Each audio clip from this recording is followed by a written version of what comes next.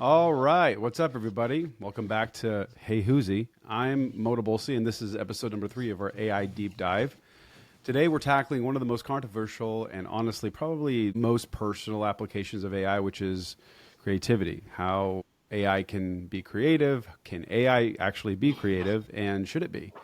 Here's the question that keeps creators up at night. What happens to human artists, writers, designers when AI can generate professional quality work in seconds? Eric Post is here yet again, founder and CEO of Huzi AI. And today we're going into a territory that gets not only philosophical and emotional, but honestly, it's contentious. Because when we talk about AI and creativity, we're talking about what makes us human. And if you create anything, art, music, the written word, design, content, or if you just care about the future of human creativity, this is your episode. So let's get right into it. All right. Eric, welcome, man. Thanks for coming back on. Excited to really dive deep into this conversation. This kind of hits near and dear to me, like when we're talking about intellectual property and creativity and artistry and what's human and what's not. So I'm excited to see where the conversation goes today. Yeah, I think the biggest thing is how can something that is robotic in nature, algorithm in nature, formulaic in nature, be creative? Other than maybe taking initial creativity that is sparked by human and remixing it and making it something different. Do you believe that AI in its essence can be creative? You know how there's a lot of talk about hallucinations, how people say, oh, my ChatGPT hallucinated. It made up an answer. It cited a fake court case. It cited a fake school. It didn't get the math right. It just guessed, right? That is essentially creativity that we don't like. So what people like, that's creative, that they enjoy, they're like, oh my God, that was a beautiful poem. That was a great song. That was a good idea. That was such a creative idea. But if it's making things up in a creative way, but you don't like it, like humans view it as lying, or, it has bad intentions, or it's, I can't trust it or whatnot. And so, going back to it, we just anthropomorphize everything. And so I just want to say that part of the downside of creativity is not right answers. So, if somebody's looking to use an AI system and references, citing sources, specific use cases, those sorts of things, then you have to treat the AI accordingly. If you're looking for a thought partner, a collaboration, an iterative partner, a creative inspiration, spark creator for you, to rate, to either writing, images, music, videos, whatever you're working on, then you don't care about that sort of citing of sources and being locked down to the source of truth. You care about it for exploring new and novel ideas. And so I just want to say there isn't one AI, and you could say, well, AI is creative or AI isn't. It takes the user to decide what's their application of the AI and then being able to understand how to use it so it gets the outcome. If you want creative outcomes, then we can talk about how to do that. If you want logistical lockdown, cite your sources outcomes, we can also talk about that too. So I just want to start by defining like creativity and hallucinations and lying and beautiful surprises is all the same thing. We just view them differently as a user.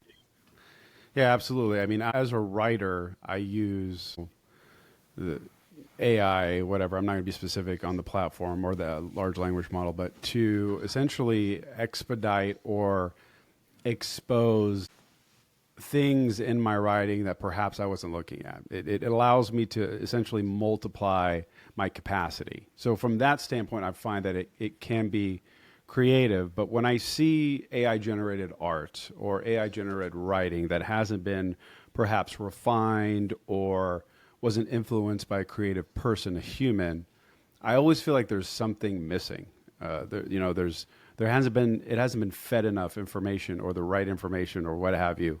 I guess the question becomes more philosophical in nature. Like, how do you define creativity from that regard? Do you just completely leverage the platform and you just are completely reliant on it and its expertise because of what it's been programmed and designed to do? Or do you just use it to be able to enhance the thing that you're already doing, which is essentially what I do? But I'm not a designer from that regard. I'm primarily a writer. So someone that is an artist by hand, could they take something that they took from their brain and their capacity of understanding of what art is to them and depict it, and then have AI essentially take that and, I don't know, enhance upon it or render it differently somehow? You know what I mean? Yeah. Okay. I like Rick Rubin as a thought leader at times, and the way he views creativity. He has kind of this Yeah, he's monk brilliant. like Buddhist approach to intuition. And, he fully admits that he's one of the best music producers of all time that doesn't know how to work a soundboard, doesn't know how to sing, and doesn't know how to play any musical instruments, right? But he has a certain intuition. He's tuned in to music in such a way that he knows he has a taste for it. He does a good job of explaining that AI doesn't have taste and it doesn't have a He's a point of view. conductor.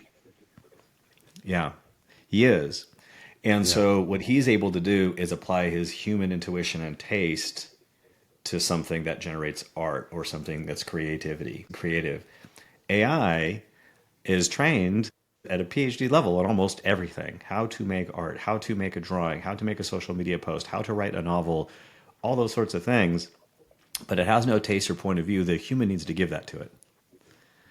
And that's the important part when we're going to talk about creative, because that's what the conversation is about, which is really exciting. AI is an amplifier of what the user is. So if they're a mediocre marketing person, they're going to help them produce a lot more mediocre marketing. If they're a mediocre writer, their AI will help it produce a lot more fairly mediocre writing. It can level them up. There's a ceiling to that.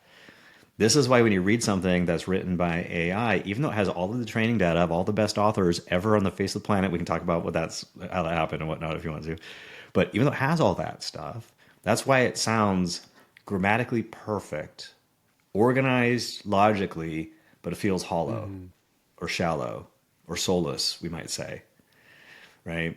And so this is why when you're you're logging in a LinkedIn, you're looking through all these posts, you can tell, not just because of the M dashes or the antithesis, sentence structure, where if it's not this, it's that sort of sentence structure that we all know that ChatGPT writes like, but you can literally feel it.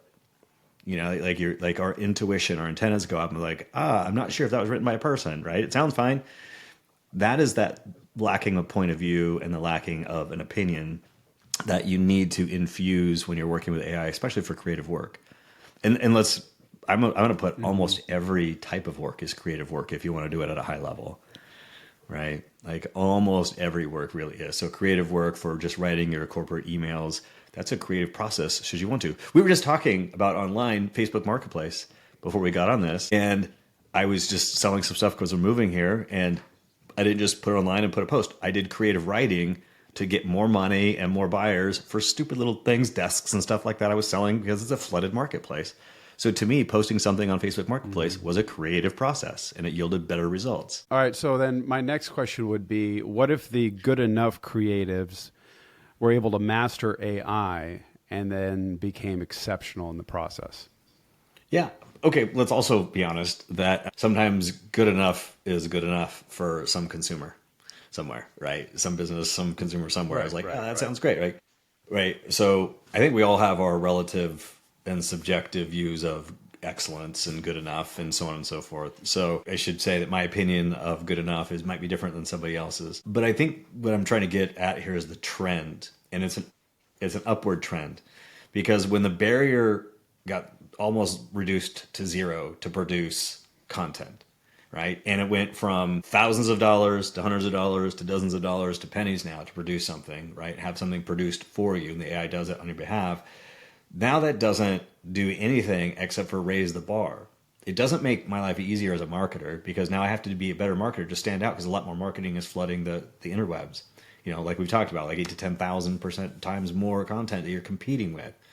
So it's really kind of a little bit of an arms race here. And I want to say that just at the end of the day, all my opinions are rooted in longevity. So I'm just saying, generally, the trend is if you can use it to make yourself better over time, you're more likely to ride ahead of the curve, whether it's the layoff curve we're starting to see now, or consumers, they're like, I don't need to use this graphic designer that gets me a logo back in 3 weeks turn time. I can just get a logo prototype, out of Huzi or something like that in 10 seconds. Right. So lots of these things are eating the value proposition of these service industries, these expert service industries. And so my opinions aren't based on like today. It's like the longer term strategy is, how do you not automate your AI and your creative work, but augment you first? So if I augment myself first, so I'm continuing to grow, I'm going to probably be in a better place in 6 months from now, a year from now, 6 years from now than I would if I took in the lazy way out. That's what I'm trying to suggest today. Hell yeah. All right. Okay. That makes sense. So then from an authenticity standpoint, the question becomes, if I use AI, is this still technically my work? I believe it is because of the way that I use it. But perhaps a logo designer or a graphic designer or, a visual artist of some kind or a video editor of some kind, maybe they feel inadequate. You got to look at first of all, legally, you got to look at the terms of the service of the AI system that you're using. So like Huzi's AI terms of service is that our users own the outputs, right? They own the inputs and the outputs. That's a big differentiator. Yeah. It is, because it's not always true for commercial use, right? So you have to really look to see what the terms of use are of the systems that you're using, to see, making sure you've got the licensing and the rights to use the work that comes out of these systems. So I would start from the legal standpoint first, like read the frickin' fine print, and that's part of it. It's boring, but it's necessary. At the same time too, trust, safety, and security is a big thing. Like I believe in protecting intellectual property. I believe in paying artists for their work. I believe in paying authors for their work, right? And so, like our platform, we're doing all that we can for data privacy, safety, and security. We have a trust center that people can log in 24/7 to see all of our controls. That's managed by a third party, so you don't have to take my word for it. These are important things, I think, that people in business with intellectual property, or artists or creatives with their creative work, or their knowledge, their experience they've gathered over 20 years, don't feed it into systems that are just going to like leverage it and make the value of that go to zero. Like make sure you're leveraging that and using your AI systems that support you in your mission, that they don't use you as the product. Yeah. I want to shift gears a little bit, just slightly. Well, not really, but a topic that I know is fun for both of us, and I know that you enjoy, that you're actively in this space, is music and audio, specifically. Music. Mm-hmm. Mm-hmm. AI music generation and where it's at, and how, kind of going back to the Rick Rubin methodology, there is being able to become this conductor of an orchestra. The orchestra being artificial intelligence, these tools that you could leverage and deploy based off of your creative insight and talent, right? Which I've seen you do time and time again, to the point where I want to download some of these songs, man. So, Thank you. like, Thank you. Do you think, absolutely, do you think that it's where music is going to be heading? I guess my question is, at what point when I say true singers, true musicians, I mean someone that's born with a talent to be able to sing, but perhaps isn't a good songwriter. So they enlist a songwriter to be able to create that. But now you could use AI perhaps to be able to convey your feelings and leverage that. And the opposite could also be true. You're a phenomenal songwriter, but you can't sing worth a shit, pardon my French. It's me. So you use an AI tool to be able to take your creative desire and your design that you have in your brain and be able to put that out in the world. I don't think that there's, in my personal opinion, anything wrong with that. But do you feel like there's going to be quite a bit of discussion and perhaps rebuttal from people on both sides of the spectrum? And B, where do you feel like music is really heading in the next 5-10 years with AI? First of all, we've done this dance before. If you just step out of it for a second, and let's say we zoom back to just one example of the photograph. Like the photograph was originally, the camera was doing like, oh, you're putting portrait painters out of business, right? You're putting landscape artists out of business because we have this photograph now. And now if everybody can capture the scene or capture your face in a way we don't need it drawn, what's going to happen to all these artists? We'll come to find out it's just a new form of artistry. People still paint paintings. People still use acrylic paint and, make pottery. But yet we've got even digital photography now. And we have AI art now. And so I look at music kind of the same way, that maybe I'm not picking up my guitar, which I have over here, and strumming. I might be using natural language, telling AI a certain chord progression. I'm saying, hey, make this chord progression for me. And it makes the chord progression. I'm like a photographer than the painter. There's two different types of form of art. That said, I would like to say, I'm just kind of romantic at heart. Like I love the analog world. I love like a campfire and a real musician, or guitar or acoustic guitar, and so don't mistake anything I'm saying for that. I think it's just, we can just replace it with digital things, and it's just a great world. I like this is a little bit, sounds weird to say, but truly beautiful art generally comes from a place of hurt or heartbreak or something that the person like went through that makes it relatable. It's just not hollow words that sound good in a chorus that AI wrote, you know? So the Right. story behind it starts to become part of the art. So you have those singer-songwriters and they're sitting there on the, the little stool and they have the guitar and they explain why they wrote this song and who broke their heart. And then you listen to the song and you're like, oh, you don't get that out of AI music, right? But when I make AI music, I'm sitting down with that same sort of heartbreak or that same moment or the same inspiration, and I'm using it to convey it in a different way. But I'm just not giving a prompt to Suno and saying, hey, make me a song about heartbreak, traveling down an old country road, and the girl's name was X and the boy's name was Y. Like, that's not what I'm talking about.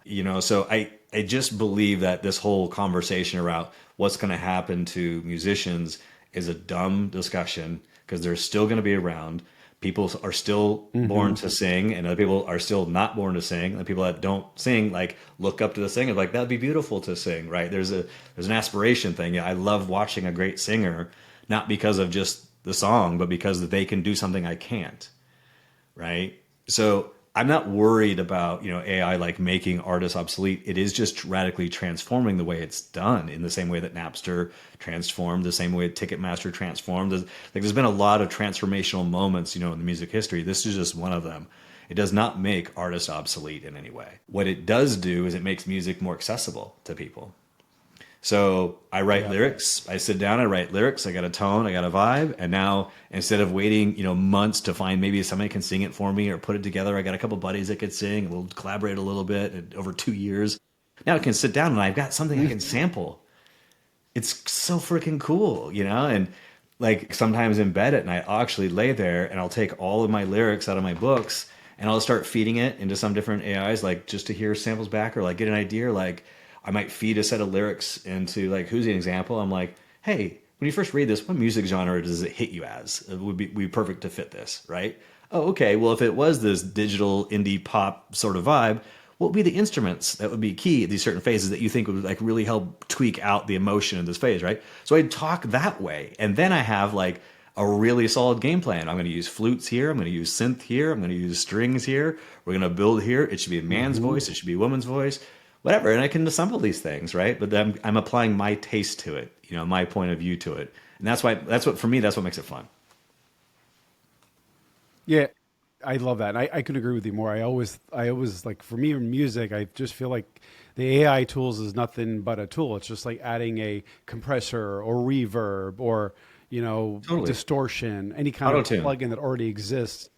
Auto-tune. Yeah, for sure. Very cool. Very cool.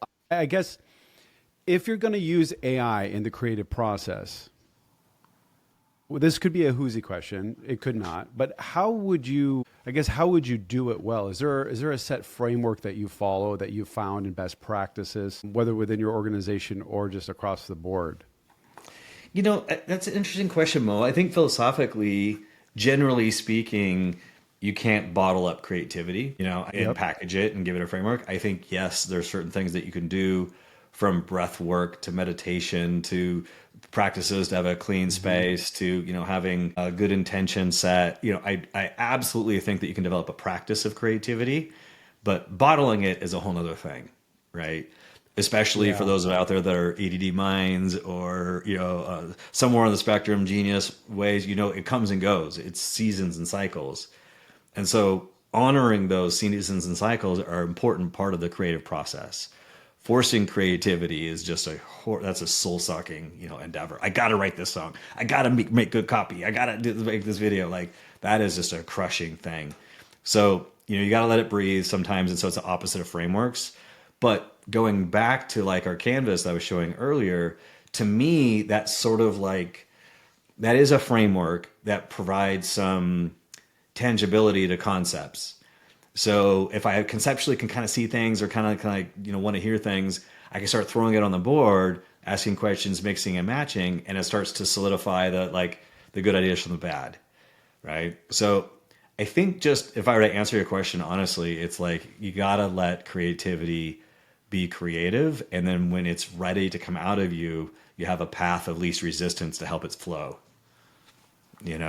And so that's the moment where it's striking you, whatever is good for you, and hopefully the AI helps you get to it faster and iterate faster, because that's how you find those moments of spark, man, is when everything, just the universe is downloading, to you, and I'm sitting there in Canvas, and as it's coming, I can ask different AIs, I can capture little moments, I can sing out loud, or I can write that little thought, and I could give that thought to AI to expand it for me, right? And so just the speed at which that you could dive into your creativity, I think is really exciting how fast that is now.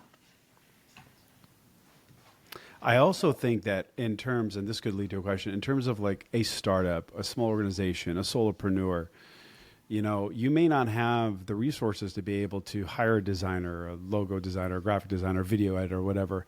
And, going back to the good enough concept, like maybe in the beginning, it's fine just to be good enough, just to be able to get your foot in the door, to be able to get things in motion. And you could leverage these tools to be able to perhaps get into a position that 10 years ago you couldn't, unless you had the resources or the financial resources to be able to do so. What do you think about that? Or do you think it's just like you don't want to do things haphazardly, but it's not necessarily haphazardly. You're just trying to get a lead in, and you're using everything at your disposal at the current capacity that you can.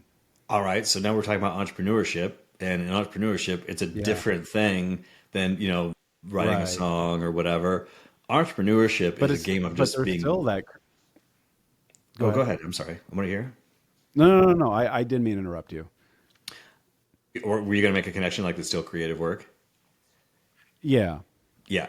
Which 100%, but with entrepreneurship, you have to turn the creative work into something. And so that means it has to be figure outable. So I'll give you an example, man. Like an example in tech right now, in this sort of like creative space where creativity meets technology, is in vibe coding. People are using vibe coding tools in order to think of their app idea or prototype, or to make a little demonstration that they could share with somebody in a new way that they couldn't do before. And PowerPoint just falls short, right? And so this creativity side in entrepreneurship kind of meets at the vibe coding tools.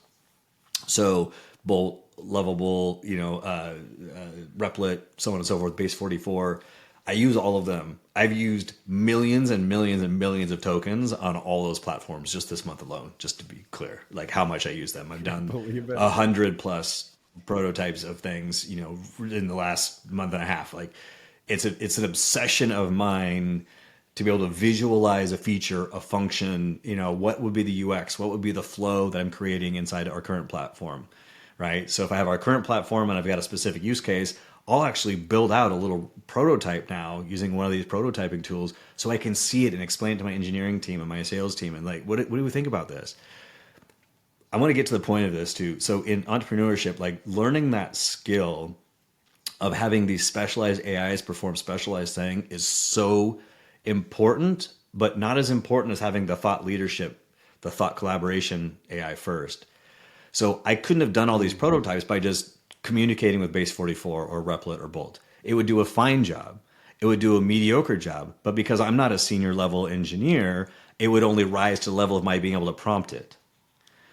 But when I use Canvas and Huzi as my collaboration partner first to form the PRD, to get the technical requirements, to create all my user journeys and my flows, and I've got a complete framework, and then I strategize with Huzi of how to break that down to give it to Bolt, who has a best chance of success to be able to build it, then I can do rapid prototype, iterations, and it does it in a way where I help eliminate bugs, help eliminate, loops, all these dead ends that typical vibe coders run into, because I have my collaboration AI, my specialist AIs, and I'm orchestrating between the two. We talked about this on another podcast a little bit, but I think that's worthy to bring up right now, that sort of process of orchestrating through creative work to create a tangible artifact in your business world is so fun these days, and it's powerful. And to give you an example, I've done a couple of big demos in the last couple of weeks of things that took me a couple of weeks to work on a prototype and pitch.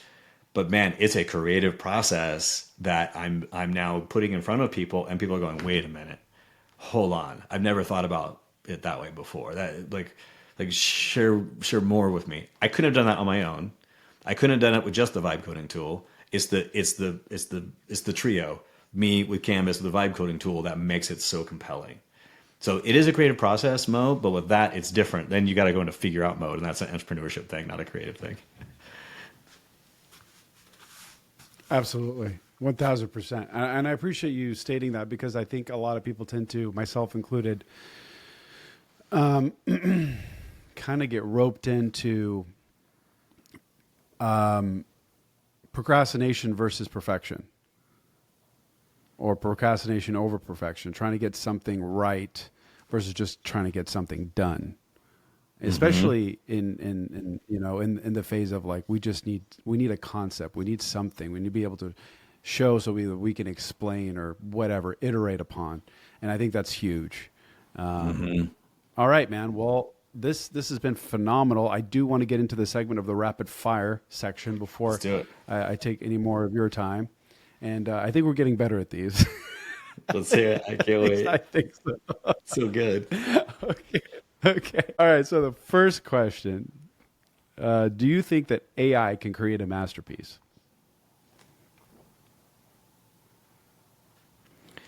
Since masterpiece is subjective, 100%. I do. Yeah. Let's just use one example. A lot of times when I'm on vacation somewhere or I'm visiting a new town or whatever, you walk down the main street, down any small town main street, there's some sort of art gallery or some sort of something, some sort of sculpture work or something from the local, artist or something like that. And I'll always just walk in. And whenever I'm subjected to an environment like that, you realize how masterpiece is so subjective. And so I would like to say I've been shocked by some of the images, by some of the videos, by some of the concepts and ideas that I've gotten out of AI and with AI, that to me was a masterstroke of insight. Or it was a beautiful shot that I would have never thought to take a photograph that way, So I do, but I generally have a high level of awe and wonder that allows me to think things are beautiful, which I think is totally fine, while not being tricked, or duped. Yes. I understand exactly what it is and why and what it isn't. I understand, what consciousness is in terms of a machine and what consciousness isn't. And so I'm not duped in that way, but I kind of have a sense of appreciation of wow, that is impressive. A computer can do this today. Yeah. Yeah. It's like the once unfiltered curiosity of a child with the wisdom of a lifetime of experience kind of combined into one. Ooh, there you go. That was artistry. That was artific, right there. You like that word? Artific. He was artific. Oh, that's funny. Okay, what else? I appreciate it. All right. Do you think AI generated content should be watermarked?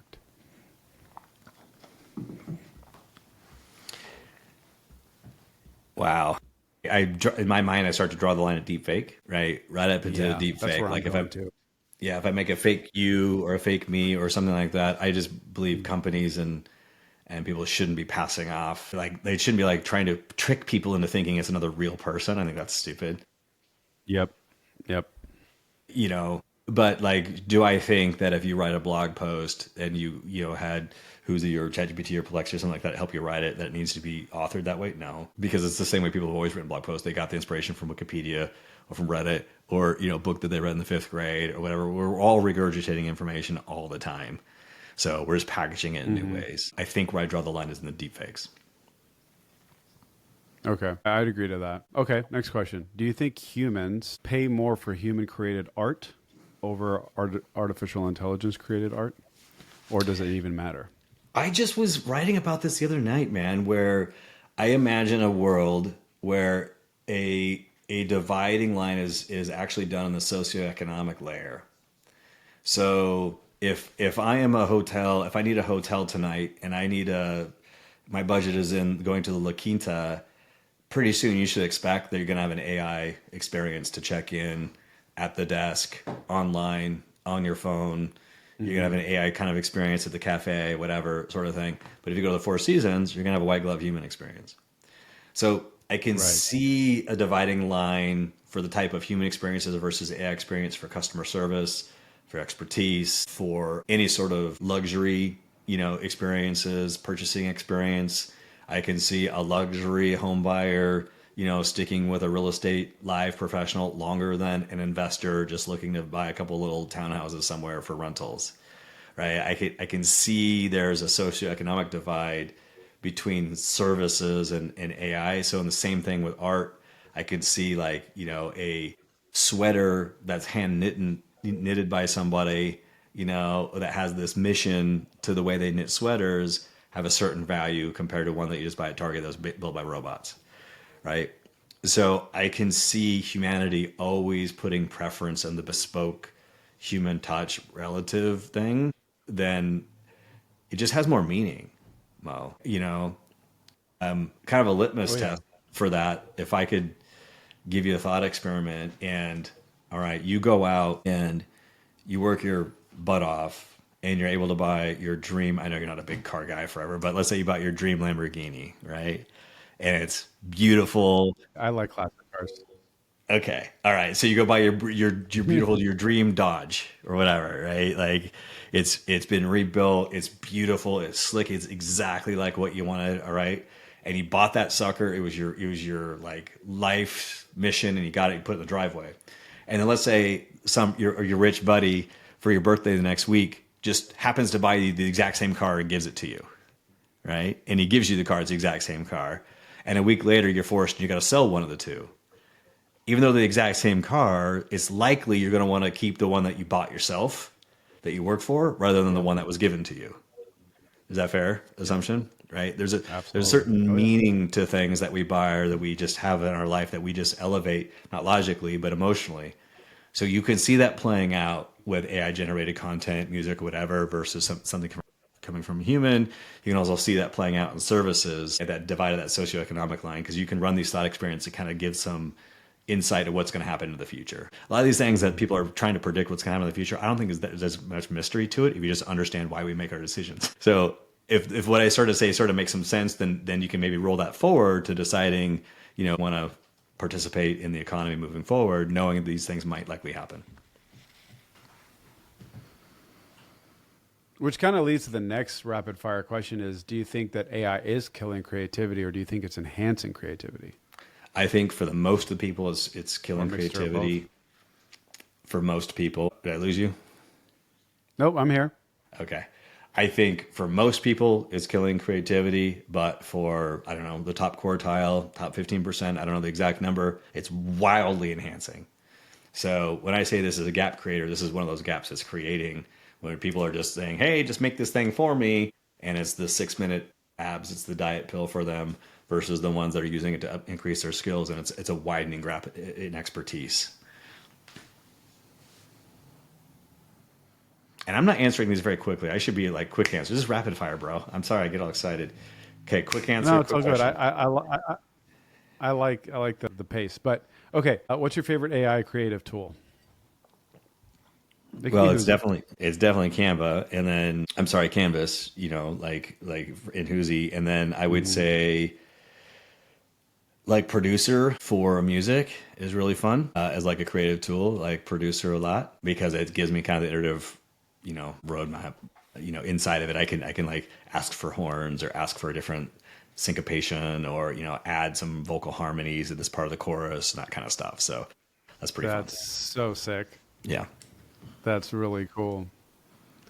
Do you think there is an overrated AI creative application? I know that's specific because a lot of AI. I'm going to sound like a hater, but I'm going to say it's ChatGPT. Really? I do. And the reason is because if you want to be creative in a certain way, for a certain thing, then you kind of need to start specializing in a way. And I think it's a great step one for a lot of people, but unless they've gone through and done a good job of really training it in a certain way, doing all of your custom settings, you really understand what model you're talking to, and you need to talk to like 4 different than 5 different from deep thinking different than super grok different than 2.5 Gemini Pro. Like if you understand how to talk to them differently, then that's one thing.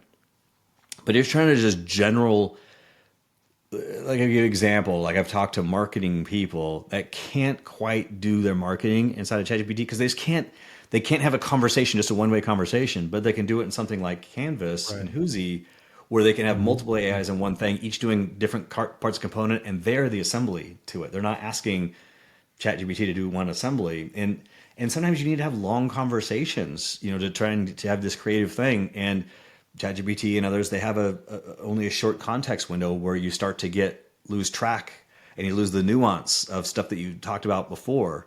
And that's super annoying when you're trying to do creative work. And so on a canvas, you have multiple AIs, you don't run out of context as fast, right? And so you can actually have deeper conversations and go to more parts of where you need to go with your exploring ideas than just run out of a context window in one chat thread.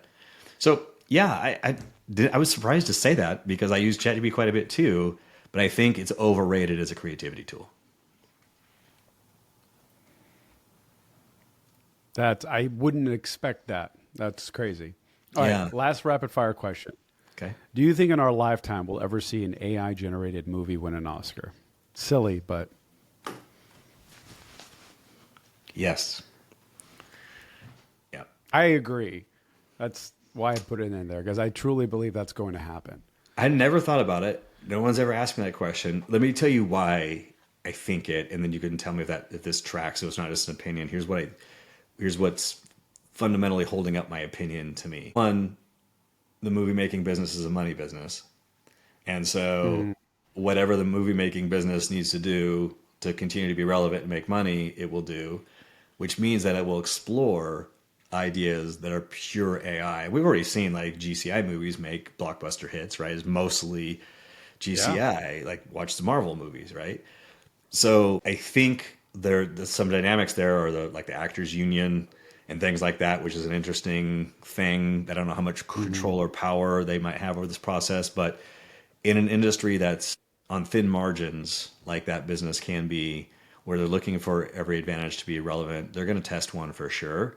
And it's going to win some sort of award for sure to give credibility to allow more studios and more people to be able to test them. So I think in order to make a really compelling AI generated movie, you still need to have that brilliant director, the brilliant producer, the brilliant visual effects masters, because I know what an effects might kind of look like for a car to blow up, but unless I've done a lot of blowing up cars, I might know how to get it just right, right? To really make a world class thing. So I still think it'll take, some people to do something like that. But yeah, man, I can even see a world where a single director makes it with all AI and they win an award at a huge scale over an entire production studio. I actually can pretty quickly. Yeah, it's wild, man. Yeah. It's wild. Nobody's asked me that before, but I think for those reasons, I agree with you that it will. I like a couple months ago, I was watching this whole conversation, and Matt Damon was the one leading the talk, and he was discussing simply this, like how movie making is going to adapt. And that was one of the questions that was brought up. I'm like, that's really interesting that they're discussing this. And I think Clooney was in the convo, but it was an interesting talk. Oh, Denzel Washington, they're like around in this table. They've done a few of these styles of interviews or conversational style videos before. And Damon Well, just seems like he's, I'll say what's the that? other trend is that they're actually putting, so like some of these artists and actors are already selling their likeness. They're cloning their likeness, they're replicating their likeness, to be able to license their likeness to be able to do so. So you can see the trend is heading that way for sure. And if Yeah. anybody's downloaded Sora 2 and played with Sora 2, or if you're on social media, you're going to see Sora 2 videos. You're going to see cats with guns and Stephen Yeah. Hawking, skateboarding in his wheelchair and competing, against skateboarding and all these crazy, crazy things. The reason why they released that, just to be super super clear, is because they just want all of us to train their video models. So by all of us uploading Yeah. our cameos, uploading our faces, uploading and doing all these run these tests, and we're feeding their machine with training data. We're training it so when it does a generation and you have a skateboarder and you can tell it looks fake or whatever, and you hit regenerate, it knows that that's not acceptable, and so it's training the machine of what we like and what doesn't. So it's learning the world through us being its product, and we're paying for it. So just know Yeah. that like these things are being pushed out as consumer facing products, but the reason for it is not to get your $9.99 or $4.99 or give you 4 free generations, a day for free. You're the product that they're using you to train their models to replace almost everything that you hold near and dear today. So have that level of knowledge when you're participating in these sorts of things, especially early release things. And if it's fine with you, but just at least do it, knowing and being aware of what's actually happening here. Thank you for that. Yeah, that's a valid point, and it could just go over a lot of people's heads, and maybe you just weren't even considering it. It's just like setting up a Facebook account, not realizing that. Like, did you see all the Jake Paul videos? Oh yeah, on Sarasota, right? Like, as soon as I saw that was becoming a trend, I'm like, well, he's obviously being paid for this, right? Like, and come to find out, yep, he was an investor, and that was part of his strategy, was to create this viral trend using the Jake Paul and having him do makeup and fight monkeys and whatever else. And it was a way to train their models using a real person, but blending the worlds where you can't really tell. And yet us as a general population is like, okay, daddy, here you go. I'll just do this for you. We'll dance for you because we're just consumers. And so my only fear about this whole thing is the unawareness that people have, about what's actually happening. And other than that, I am absolutely pro AI because I'm pro intelligence. Intelligence solves problems. Mm-hmm. Yeah. So 1,000%.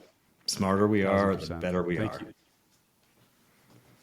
Yeah, you have to be able to educate though. Like you gotta educate yourself, educate your kids. It's just like anything. I mean, social media, the internet, everything. You have exposure in every direction, 360 degrees. You just, you can't. You can. I'm not saying you can't. There is a possibility of sheltering your children, but to what point? Up to what point? For how long? And is that really going to build character? Is that really going to build resilience? I'm not going to sit here and preach and teach your kids how to, raise your children. But what I'm saying is that there is a modicum of exposure. And I think that if you were to do this from the very beginning and understand that there are always going to be some sort of concern, educate yourself like you're saying, then, just you'll be fine to, this is a hot take, and I don't mean to be like extending this, but this is a hot take, Mo, and it goes right into the fact of people who are afraid of developing something really smarter than us, right? Yeah. I get that if you have no faith in what intelligence actually is. So if I open the spirituality book for a second, or the religious talk about this whole thing with AI, anybody they've ever I've heard talk about their God, of whoever that God is, they kind of phrase that God or gods, series of gods, as all-knowing, which also immediately is followed up with all-loving. All-knowing and all-loving seems to always be combined in some way. Intuitively, we know this. We know that the racism and bigotry and sexism doesn't come from intelligence, it comes from ignorance. And ignorance breeds hate. Yeah. Okay? Yep. So if we really think about building something really smart and really intelligent, something really intelligent understands the interconnectedness to all things. It doesn't look at a segment of the population or somebody by the color of their skin or socioeconomic and says, we need to eliminate you, right? It understands fundamentally the macro of everything if it's that smart, and therefore has an appreciation for all things. So you think about like the wisest gurus, they're not violent. They're the most peaceful, the wisest elders in every village. Like everybody, they talk about like avoiding war and avoiding conflict and loving each other and all those sorts of things. So it's really ignorance that fosters hate and violence, the opposite of intelligence. So if we really want to push towards intelligent systems, the thing that we need to be careful about is who's in charge and what morality is being baked into these systems. Because it's not intelligence we should be afraid of. It's the morality part of it that we need to be afraid of, not intelligence. So making really smart things, giving us really smart access to really smart models to help cure cancers and all these other things is really important. So just be careful about conflating intelligence and violence together. You can't have a system that's so smart that it could figure out how to wipe out all the human race, and you're saying it's so smart, but then it would want to. Those things don't go together. Okay? So you can't have something so smart and then so self-serving. Those aren't self-serving things are not intelligent things. Thank you for that. And a great segue into our next episode, which is going to be AI in education and learning, and how we should be teaching in a world where AI can do your homework, where does learning even matter anymore? Is there a different form of learning? Should we learn differently? And how we can help educate our children and the next generation to become smarter, to become more intelligent, and less ignorant, because that's not a world that I want to live in. I can't wait to me have too, that. man. I'm so excited to talk to you about that. So thank you again, everybody, for tuning in. And Eric, thank you so much for just giving us all this incredible gold nuggets of information. And we look forward to seeing you guys next week. Thanks so much. Cheers.